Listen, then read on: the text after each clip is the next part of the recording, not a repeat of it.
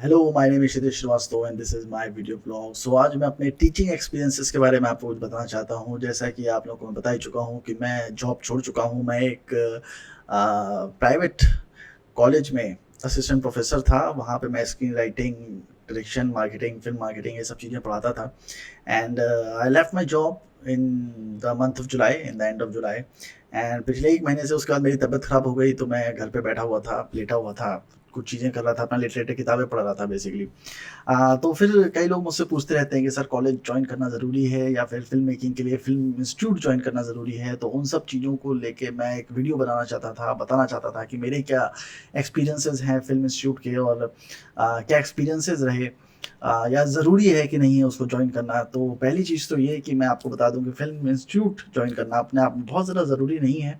आप करना चाहो तो आप कर सकते हो, आपको एज मिलती है ऑफ़ कोर्स, क्योंकि वहाँ पे एक फ़ोर्सफुल एक एटमॉस्फेयर होता है जहाँ पे आपको फ़िल्म बनानी ही बनानी है। जैसे आप खुद से अगर फ़िल्म बनाना चाहो तो आप सोचते रहते हो कि मुझे फ़िल्म बनानी है, मुझे ये चीज़ें करनी है। पर अगर एक एक्सटर्नल प्रेशर आपके ऊपर होता है, तो आप चीज़ें करते हो, तो आप फ़िल्में बनाते हो। दूसरा एक बहुत इम्पोर्टेंट चीज़ आपको जो किसी भी फ़िल्म इंस्टीट्यूट में या कॉलेज में या स्कूल में मिलती है, वो मिलती है ग्रुप, वो मिलता है लोग। वो लोग ढूँढना बड़ा मुश्किल होता है। अगर आप एक टीम बनाना चाहते हो फ़िल्म बनाने के लिए, तो फिर वो टीम या तो आपसे पैसा माँगेगी या तो आपके बहुत अच्छे दोस्त होने चाहिए। पर ज़रूरी नहीं है कि वो बहुत अच्छे दोस्त हों आपके, तो इसीलिए आपकी मदद करें और वो टेक्निकली बहुत स्ट्रॉन्ग हों उस पर्टिकुलर चीज़ में।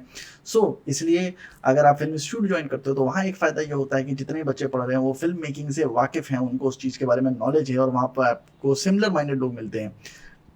जो गलतफ़हमी लोग बच्चे अक्सर वहाँ पे लेके जाते हैं फ़िल्म इंस्टीट्यूट में, जो मैंने देखा है, वो ये है कि वहाँ पे जाके उनको कोई, अगेन जो मेरे चैनल पे भी होता है, लोगों को अक्सर ऐसा लगता है कि कोई एक सीक्रेट मेथड, कोई एक सीक्रेट रूल बताया जाएगा उनको, जिससे उनका फ़िल्म मेकिंग करियर बहुत आसानी से आगे बढ़ जाएगा। They are looking for some secret recipe.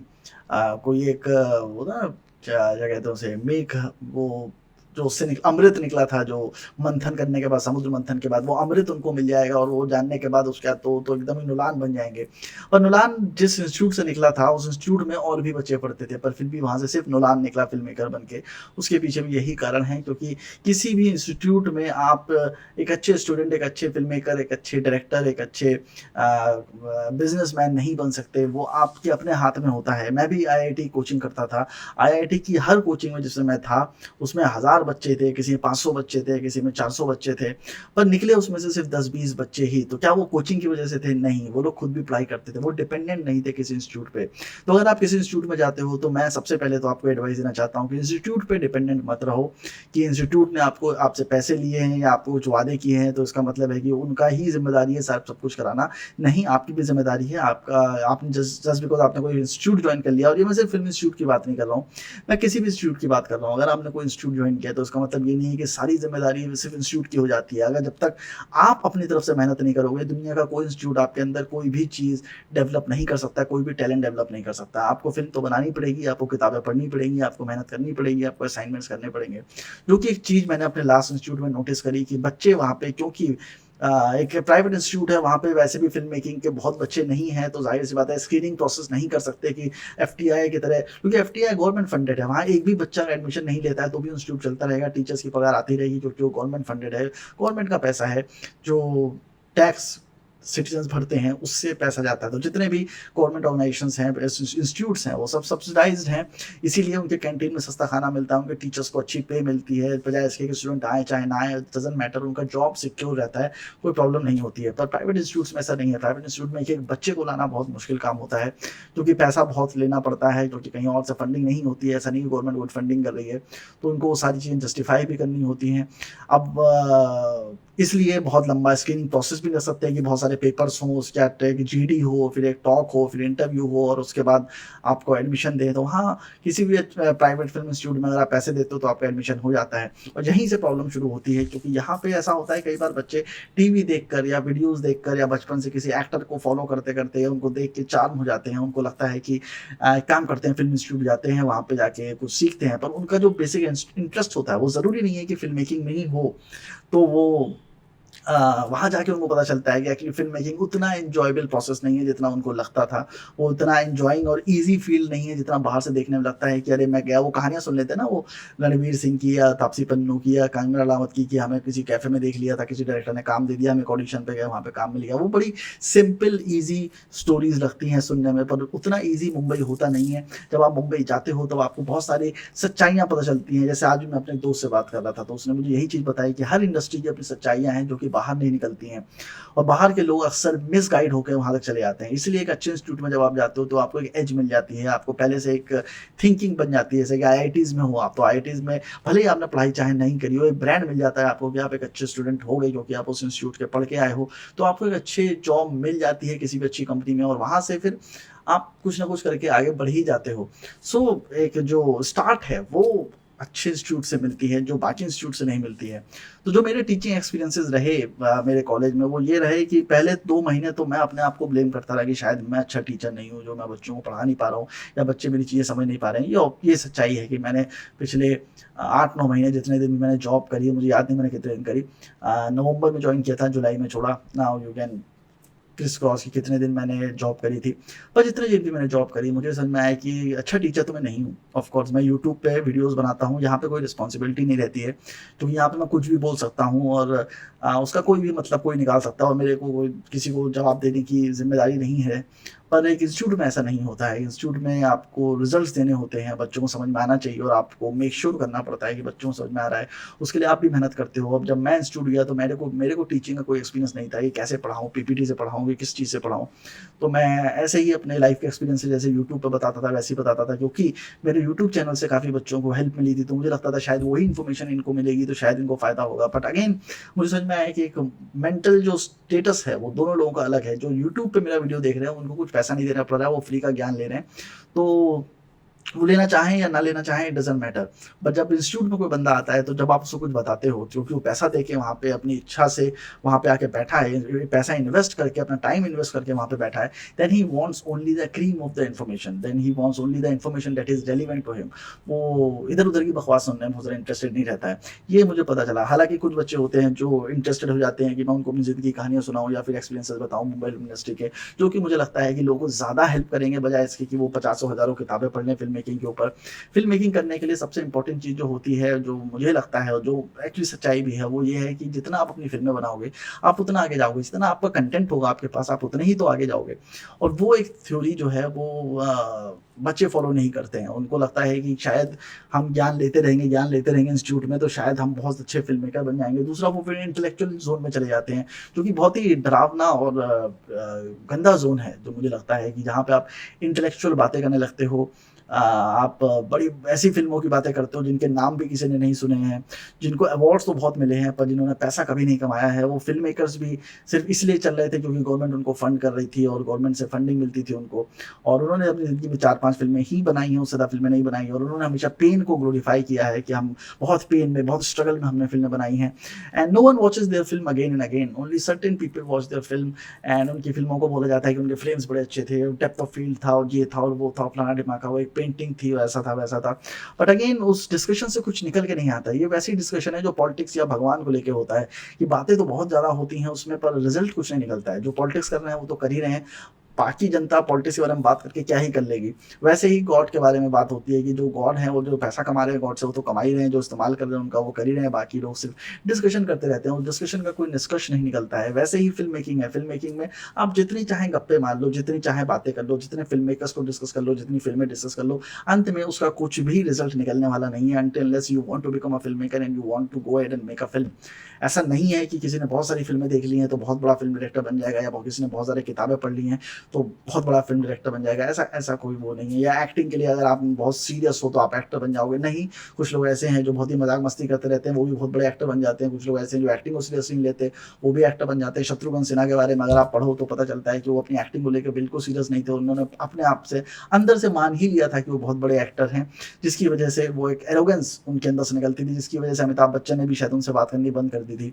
और मैं भी एक रिसेंटली को इंटरव्यू देख रहा था जिसमें शत्रुघ्न सिन्हा बता रहे थे कि एक सीन था, किसी फ़िल्म का, नसीब फ़िल्म का शायद गाना था, जिसमें अमिताभ बच्चन, ऋषि कपूर और शत्रुघ्न सिन्हा को नाचना था, पर शत्रुघ्न सिन्हा ने नाचने से मना कर दिया और उनके डबल को मँगाया गया और वो नाच रहा था और वो मॉनिटर में बैठे हुए, वाह! क्या डांस किया है तुमने, ऐसा-ऐसा कर रहे थे। अब आप सोचिए कि ऐसे मोमेंट पे जहाँ पे आपका एक को एक्टर बिल्कुल मेहनत करने को तैयार नहीं है और आप एक-एक स्टेप पे मेहनत कर रहे हो, कितना इरिटेशन होता होगा। मेरे ख्याल से यही कुछ रीज़न रहे होंगे कि अमिताभ बच्चन, जो कि बहुत मेहनत करते थे सेट पे, टाइम पे आना, टाइम पे जाना और एकदम डिसिप्लिन के साथ काम करना, एक्टिंग को इज़्ज़त देना, अपने काम को इज़्ज़त देना, वो इरिटेट हो जाते होंगे कि शत्रुघ्न सिन्हा किस तरह से काम कर रहा है। तो मुझे लगता है कि वही रीज़न रहा होगा दोनों के बीच में, जो लड़ाइयाँ हुई हैं, ईगो वाला जो टसल था, वो हुआ होगा दोनों के बीच में। सो मुझे लगता है कि there is no rule except that you enjoy what you are doing and you keep on doing. Action लेना ज़्यादा इंपॉर्टेंट है, जो फ़िल्म इंस्टीट्यूट में बच्चे नहीं समझते हैं और कितना भी उनको समझा लो, उनको उससे फ़र्क नहीं पड़ता है। और दूसरी सबसे बड़ी गंदी बात ये है कि वो जो एक्शन लेते भी हैं, वो गलत एक्शन लेते हैं। वो एक्शन फिर मनी से, पैसों से ड्रिवन होता है। मतलब कई बच्चे ऐसे थे जो मैंने देखा कि वो वेडिंग में काम कर रहे थे, क्योंकि उसमें बहुत पैसा मिल रहा था उनको। उसमें वेडिंग फ़ोटोशूट्स करते थे, वेडिंग के वीडियोज़ बनाते थे और दिल्ली में कल्चर बहुत ज़्यादा है इस वक़्त। वेडिंग का जो बिज़नेस है वो बहुत ज़्यादा फल-फूल रहा है, ऑल ओवर इंडिया ही फल-फूल रहा है बेसिकली। प्री वेडिंग शूट्स होते हैं, वो सारी चीज़ें होती हैं, उसमें बहुत पैसा लोगों को मिलता है। उसमें वो लोग जाके काम करने लग जाते हैं। इसलिए नहीं कि उन्हें फ़िल्म मेकिंग सीखनी है, जो कि जितनी भी फ़ोटो आप खींचोगे किसी वेडिंग में, वो आप बाद में जाके लाइटरूम में जाके उसको ठीक कर सकते हो, बढ़िया कर सकते हो। मतलब अभी इतने इक्विपमेंट्स और इतने अच्छे-अच्छे सॉफ्टवेयर्स हैं कि आप किसी भी गंदी फ़ोटो को भी अच्छा बना सकते हो। तो वो एक मैंने देखा कि प्रॉब्लम थी बच्चों के साथ कि दे वर मोर ड्रिवन बाय मनी। मैं तो कहता हूँ कि अगर इतना पैसा खर्च करके आप इंस्टीट्यूट में आए हो, तो एटलीस्ट वहाँ पे वो फ़िल्में बनाओ जो आप बनाना चाहते हो। अगर आप सेकंड ईयर में, थर्ड ईयर में ही अपने किसी फ़िल्म इंस्टीट्यूट से काम करने लग जाते हो, तो उसका कोई फ़ायदा नहीं है। क्योंकि वो तो 2-3 साल बाद निकल के आपको करना ही है। मतलब वो तो फिर कोई ऑप्शन नहीं बचेगा, तो वो तो करना ही है। तो वो जो टाइम जब आप इंडिपेंडेंट हो, जब आपके पापा पैसा दे रहे हैं और आप कुछ भी कर सकते हो, तो वो टाइम आप पैसा खर्च इकट्ठा करने में लगा रहे हो। आप समझ लो कितना गलत है वो। उस टाइम पे अगर आप सीख लेते तो 2-3 साल बाद आप इंस्टीट्यूट से निकल के अगर आप वेडिंग वाला काम भी करते तो और बेटर करते और आप ज़्यादा पैसा कमा सकते थे वहाँ से। अभी आप दोनों साइड पे नहीं रहे। अभी आप वेडिंग वाले बिज़नेस में भी बहुत आगे नहीं बढ़ पाओगे, क्योंकि जब इंस्टीट्यूट खत्म होगा तो आपका मन करेगा मैं मुंबई जाता हूँ, फ़िल्म मेकर बनता हूँ। और जो इंस्टीट्यूट में पढ़ाई हो रही थी वो टाइम भी आपने वेस्ट कर दिया, क्योंकि ना आप अपने दोस्तों के साथ रह पाए। और जितने भी बंदे वहाँ पे, मैं जिस इंस्टीट्यूट में था वहाँ पे काम कर रहे थे, उनमें ज़्यादातर लोगों की दोस्ती बहुत ज़्यादा लोगों से नहीं हो पाती। कई लोग मुझे पर्सनली फ़ोन करते थे, बताते थे कि सर हमारा इंस्टीट्यूट में कोई दोस्त नहीं है। तो दोस्त होगा कैसे अगर आप कॉलेज ही नहीं आओगे, लोगों से बात नहीं करोगे। तो जो सबसे इंपॉर्टेंट चीज़ है समझने के लिए किसी भी इंस्टीट्यूट में या रियल लाइफ में, वो ये है कि आपको ना लोगों से बना के रखना है, लोगों से दोस्ती करनी है। जितने ज़्यादा दोस्त आप बनाओगे आपको उतना फ़ायदा होगा। और पेशेंस लूज़ नहीं करना है। जब आदमी पेशेंस लूज़ करता है, प्रॉब्लम तभी शुरू होती है कि सब कुछ मुझे अभी चाहिए। सब कुछ तुरंत कभी नहीं मिलता है, हर किसी को टाइम लगता है। कोई जल्दी स्टार्ट करता है तो उसको चीज़ें मिल जाती हैं। मान लो किसी ने 15 साल की उम्र में, 14 साल की उम्र में शुरू कर दिया, तो उसको 25 साल की उम्र में वो चीज़ मिल गई। तो इसका मतलब ये नहीं कि उसको चीज़ें बहुत जल्दी मिल गई। नहीं, उसने जल्दी स्टार्ट किया था। आपने लेट स्टार्ट किया है तो आपको लेट चीज़ें मिलेंगी। ऑफ कोर्स टाइम उतना ही लगेगा, सबको टाइम उतना लगता है। मुझे ही अ, लगा 10 साल। मैंने बहुत लेट फ़िल्म मेकिंग शुरू की थी। मतलब मेरा फ़िल्मों में जाने का कोई इंटरेस्ट था भी नहीं। इसलिए नहीं था क्योंकि मेरे आस-पास कोई था भी नहीं और मैंने उस जो चीज़ आपको कभी मिल ही नहीं सकती, आप उसका सपना ही नहीं देखते हो, तो मैंने सपने भी नहीं देखे थे। वो तो लास्ट मोमेंट पे मुझे लगा कि लाइफ़ में रिग्रेट नहीं रखना चाहिए, तो मैं चला जाता हूँ। मुझे ये नहीं पता था कि मुझे फ़िल्म मेकिंग में इंटरेस्ट है या नहीं है। मुझे लगता था कि मुझे इंटरेस्ट है और मुझे लगता था कि अगर मैं ये नहीं भी करूँगा तो इतना कोई फ़र्क नहीं पड़ेगा, पर मैं जाके एक बार ट्राई तो करता हूँ। ट्राई करने में क्या जाता है? तो मैं सिर्फ़ ट्राई करने गया था और उस चक्कर में मेरे लाइफ़ में कुछ अच्छी चीज़ें हुई और मुझे चीज़ें मिलती चली गईं और मैं चीज़ें करता चला गया और उसने मुझे लाइफ़ के बारे में जितना कुछ सिखाया है, मुझे लगता है बड़े-बड़े लोग भी नहीं सीख पाते हैं। बहुत ज़्यादा मेरे कुछ फ्रेंडों से बात होती है जो बहुत पैसा कमा रहे हैं, बहुत अच्छी जॉब्स में हैं, पर बहुत दुखी हैं कि लाइफ में खुशी नहीं है, उनको 50 तरह की बीमारियाँ हैं। उन्होंने दुनिया ट्रैवल किया हुआ है, पर वो अपनी लाइफ से बिल्कुल खुश नहीं है और मतलब वो उनके बाल झड़ रहे हैं, सब कुछ हो रहा है एंड उनको जेलस होता है मेरी लाइफ से कि मैं पैसे भी कमा रहा हूँ और अपनी लाइफ अपने इच्छाओं से जीता हूँ। जब मन आता है सोता हूँ, जब मन आता है उठता हूँ। तो कहीं न कहीं आपको कोई चीज़ मिलती है, कई चीज़ नहीं मिलती हैं। मेरे साथ भी ऐसी चीज़ें हैं जो बहुत सारी चीज़ें मैंने डिज़ायर की थी, मुझे लाइफ में नहीं मिली और जिस तरह से मैं अपनी लाइफ जीना चाहता था, उस तरह से नहीं जी पाया। तो और पर कुछ चीज़ें ऐसी हुई जो मैंने अपनी शर्तों पे जी, जिसके लिए मैं बहुत प्राउड फ़ील करता हूँ। किसी की लाइफ परफेक्ट नहीं होती, किसी की लाइफ ऐसी नहीं होती कि आपने जो डिसाइड किया है वो ही होगा लाइफ में। तो जितने भी फ़िल्म इंस्टीट्यूट के बच्चे हैं मैंने एक चीज़ देखी कि वो वही गलती कर रहे हैं जो हर बच्चा इंस्टीट्यूट में करता है और मुझे लगता है कि उनको रोकना भी नहीं चाहिए। मैंने बहुत बहुत सारे बच्चों को समझाने की कोशिश करी, फिर एक टाइम के बाद मुझे रियलाइज़ हुआ कि इनको समझाने की कोई ज़रूरत नहीं है, क्योंकि ये सब इंटेलिजेंट हैं और लाइफ में कोई कुछ चीज़ें ऐसी होती हैं जो कोई कितना भी समझा दे आपको, आपको उस रास्ते पे जाना ही पड़ता है उस चीज़ को सीखने के लिए। मतलब उसमें होता नहीं है कि कुछ स्ट्रगल आपको करने ही पड़ते हैं, कुछ पेन आपको लेना ही पड़ता है, तभी आप सीखते हो। कुछ गलतियाँ ऐसी हैं जो कोई कितना समझा ले आपको करनी ही पड़ती हैं। युद्ध एक ऐसी चीज़ है कि मेरे को एक टाइम के बाद समझ में आया कि कुछ गलतियाँ ऐसी हैं जो बच्चे कर रहे हैं और जो मुझे लगता है इनको नहीं करनी चाहिए। पर फिर मुझे समझ में आया कि अगर मैं इनका रास्ता आसान कर दूँगा तो फिर ये शायद वो चीज़ भी नहीं सीख पाएँगे जो ये सीख सकते थे। अगर मेरे नॉलेज के बेसिस पे ये लोग सही डिसीजन कल को ले लेते हैं तो इनको अदर साइड कभी पता नहीं चलेगा, इनको अदर साइड पता चलना चाहिए। तो एक टाइम के बाद मैंने लोगों को बहुत ज़्यादा एडवाइस करना भी कम कर दिया, लोगों से बात करना भी कम कर दिया और मुझे रियलाइज़ हुआ कि no one feels grateful if you are giving them good advice for free. So अगर आप उन्हें सही चीज़ बताते हो पर उनको बहुत ही ईज़िली दे देते हो, then they don't value it. So वो चीज़ भी मेरे को समझ में आई। मतलब as a teacher, as a person मुझे बहुत कुछ लर्न करने को मिला स्टूडेंट से। एज़ अ टीचर मुझे बहुत कुछ लर्न करने को मिला कि टीचिंग कैसे करते हैं, पढ़ाते कैसे हैं, हर बच्चे को कन्विंस कैसे करते हैं और किस तरह लोगों की प्रॉब्लम सॉल्व करते हैं और कहाँ-कहाँ आपको प्रॉब्लम सॉल्व नहीं करनी है।